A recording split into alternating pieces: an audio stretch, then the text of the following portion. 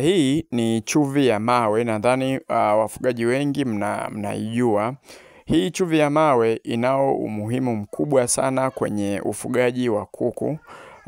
Kutokana na faida ambazo inakupatia pale ambapo unakuwa unaitumia. Sasa kwenye hii video nitakuelekeza vizuri kabisa ni maeneo gani unaweza ukaitumia hii chumvi ya mawe na ina faida gani, na nitakwenda kukuambia inatibu magonjwa gani ukiitumia kama tiba. Kwa hiyo nifuatilie kwenye hii video mpaka mwisho ili uweze kujua namna ambavyo unaweza kutumia hii chumvi ya mawe. Lakini kabla ya hayo yote ni kwamba kwa wale ambao ni wafanyabiashara, labda huwa unachinja kuku au una hoteli kubwa kwa ajili ya kuku au unauza kuku, kuna hawa kuku ambao wanauzwa kwa bei ya jumla. Kwa wale ambao wote Dar es Salaam, Pwani, Zanzibar, maeneo ambayo yapo karibu na Dar es Salaam, unaweza ukawapata hawa kuku kwa bei nafuu kabisa. Yani kiasi kwamba hata kama unakwenda kuwauza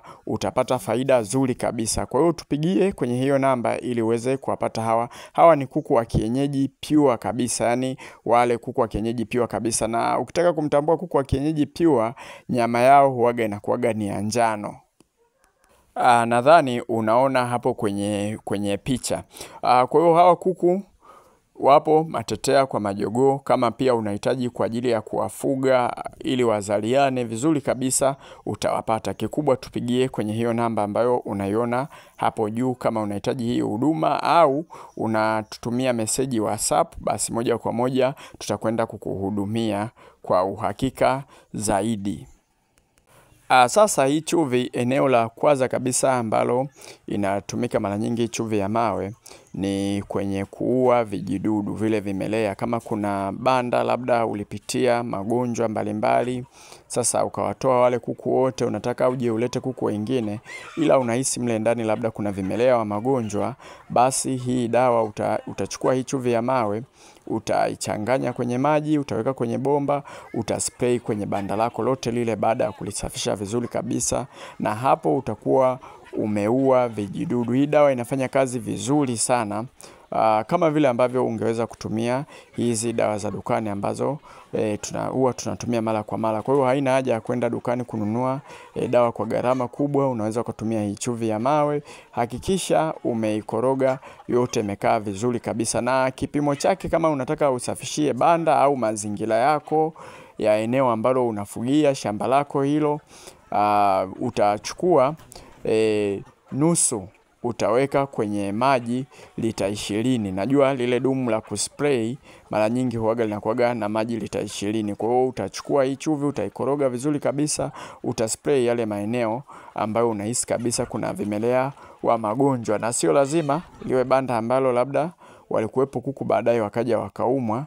Muda mwingine vimelea wa magonjwa huwa wanazalishwa. Kwa mfano ikinyesha mvua maeneo yakaloana sana, basi unakuta kama vile mbu na wadudu wengine huwa wanasababisha magonjwa. Kwa hiyo ukiwa una spray mara kwa mara kwenye mazingira yako hii chumvi, basi utakuwa umeepusha kuku wako na magonjwa zaidi. Lakini kwa upande mwingine chumvi hii ina umuhimu mkubwa sana pale ambapo unakuwa unatengeneza chakula. Kiwango sahihi cha chumvi kinahitajika pale ambapo unakuwa unatengeneza chakula. Manake ukikosea, ukiongeza zaidi kiwango, kuku wako watakuwa wanahara sana. Yani utakuwa ile kanuni umeshaikosea kabisa, na kuku wako watakuwa wanatoa miharo ya ajabu. Na kitu ambacho kitatokea sasa kwa sisi wafugaji, mara nyingi utakuta labda wanahara muharo mweupe. Utahisi labda ni typhoid, utaenda dukani utanunua dawa ya typhoid, utawatibia wale kuku, hawatapona. Utaenda labda utakutana na mtaalamu mwingine, labda atakwambia ni kipindupindu, utawatibia kipindupindu, kuku wako hawatapona. Kumbe tatizo ni kwamba umezidisha chumvi kwenye chakula ambacho umekiandaa. Kwa hiyo mpaka urekebishe ile chumvi ndio kuku watakaa sawa. Kwa hiyo matokeo yake ni kwamba utatumia gharama kubwa kwenye kununua madawa na vitu vingine.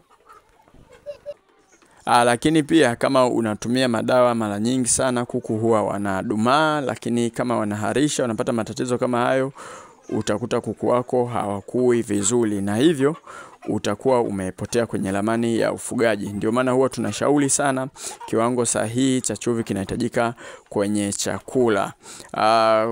Sasa nitakuja hapa nikuelekeze kuna umuhimu gani au chumvi ina kazi gani pale ambapo unakuwa umeiweka kwenye chakula, lakini pia nitakuelekeza kiwango sahihi ambacho unapaswa kukiweka kwenye chakula.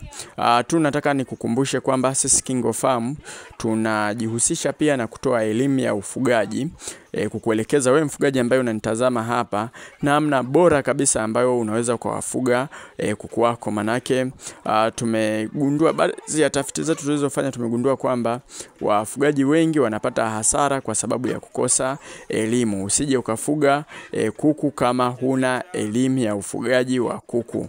Hivyo imepelekea sisi KingoFarm tunalo kundi la mafunzo ambalo ni shilingi 5,000. Utapata mafunzo ya kuwalea kuku kwa muda wa miezi miwili. Kuku ambao watafikisha miezi miwili tokea akiwa kifaranga mdogo kabisa. Lakini pia tunavyo vitabu 3. Hivi vitabu vitakusaidia sana kupunguza gharama, lakini pia kupata uelewa wa namna ambavyo unaweza ukawafuga kuku wako. Tunacho kitabu cha safari ya ufugaji.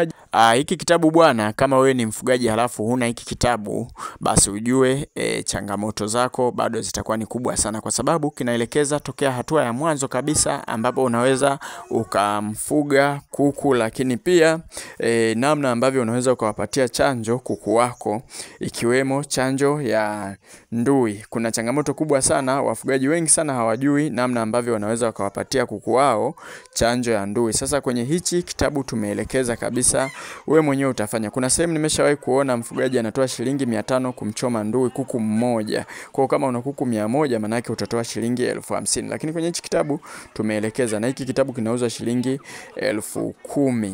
Kinauzwa 10,000, ila kipo kwenye mfumo wa soft copy, tunakutumia kwa njia ya WhatsApp. Na kitu kingine pia kitakusaidia kupunguza bajeti. Kina kanuni bora kabisa za kuweza kutengeneza chakula wewe mwenyewe. Mara nyingi sana sisi huwa tunafanya research.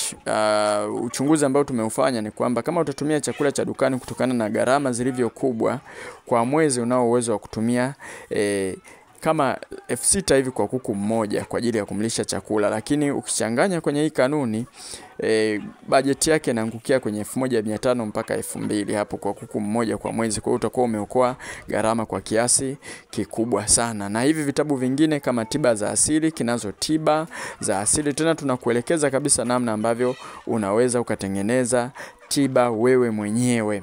Yani utanunua kitunguu saumu, sijui tangawizi na vitu vingine vingi ili kuweza kujitengenezea tiba. Lakini pia hiki kitabu kinatibu magonjwa yote, hadi magonjwa ambayo umewahi sikia hayatibiki, kinatibu vizuri kabisa. Tuna kitabu cha ufugaji wa broiler. Ufugaji wa broiler kuna hatua kwa hatua tunaelekeza namna ambavyo unaweza ukamfuga kuku wa broiler tokea akiwa kifaranga mdogo mpaka mkubwa. Changamoto kubwa ambayo tumegundua kwenye ufugaji wa broiler ni kwamba wafugaji wengi wanatumia gharama kubwa kumfuga huyu kuku. Kwa hiyo inakuwa kizungumkuti pale ambapo wanakuwa wanataka wamuingize sokoni. Wanakuta bei ya sokoni ni ndogo, gharama walizotumia wao ni kubwa. Kwa hiyo tumeweka humu kiasi kwamba hata kama utamuuza huyu kuku 6,000, basi utapata faida. Kwa vitabu vyote hivi vinapatikana KingoFarm. Sisi wenyewe ndio wauzaji wa hivi vitabu, hakuna wakala hapo katikati. Pia kila kitabu kimoja kinauza shilingi 10,000 na vipo katika njia ya soft copy, tutakutumia kupitia WhatsApp. Kwa hiyo wasiliana na sisi kwenye hiyo namba, tutafute WhatsApp au tupigie kwenye hiyo namba kama unahitaji kupata hivi vitabu. Na kama bado hujaanza kufuga, ni vizuri vitabu vyote hivi vinakufaa, kila mfugaji vinamfaa. Pia kujiunga na kundi ni shilingi 5,000. Sasa tukiendelea na matumizi ya chumvi, umuhimu wa chumvi ni kwamba inaimarisha kinga ya mwili wa kuku, kumkinga kuku dhidi ya magonjwa kama endapo utaweka kwenye chakula. Lakini pia chumvi inasaidia sana kwa kuku. Hii chumvi ya mawe inasaidia sana kwa kuku kuimarisha mifupa pamoja na zile joint, vile viungio vya mifupa kati ya mfupa mmoja na mfupa mwingine. Kuna kuku unakuta wanashindwa kutembea vizuri kwa sababu vile viungio vya mifupa sio imara, lakini yenyewe inaimarisha vizuri kabisa mifupa pamoja na hivyo viungio vya mifupa. Pia inaimarisha misuli, inaifanya misuli iwe ina nguvu, kuku aweze kutembea vizuri, lakini pia chumvi inasaidia sana katika ukuaji wa kuku. Na hapa zaidi tunazungumzia kwamba umri wa kuku uweze kuendana na ukuaji wake. Yaani ukikutana na kuku labda wa mwezi mmoja, basi ukuaji wake uwe ni wa mwezi mmoja. Hapa kuna changamoto mbili ambazo chumvi ya mawe huwa inaenda kusaidia. Ni kwamba kuna kitu tunaita overgrowth, yani kuku anakuwa kuliko kawaida, itazuia. Lakini pia kuna kitu tunaita undergrowth, ni kwamba kuku anakuwa chini ya viwango, yani udumavu kwa namna nyingine. Pia kuku hii chumvi ya mawe itakwenda kusaidia. Kwa hiyo ni kazi kubwa sana ambayo inafanya. Lakini pia hii chumvi kama utaiweka kwenye maji ya vuguvugu kiasi kidogo, inatumika kusafishia vidonda kama vile vidonda vya ndui. Lakini pia kwa wale kuku ambao wanakuwa na mafua makali, wanavimba macho, basi utachukua kitambaa kama vile pamba, alafu pia maji ya vuguvugu sana, na chumvi kiasi kidogo. Kwa mfano kwenye kikombe cha robo unaweza ukachukua chumvi kwenye kijiko kimoja, ukasaga, utasafishia hayo macho vizuri kabisa. Sasa ipo hivi, ngoja leo nitumie kipimo ambacho kipo kwenye kitabu cha Safari ya Ufugaji.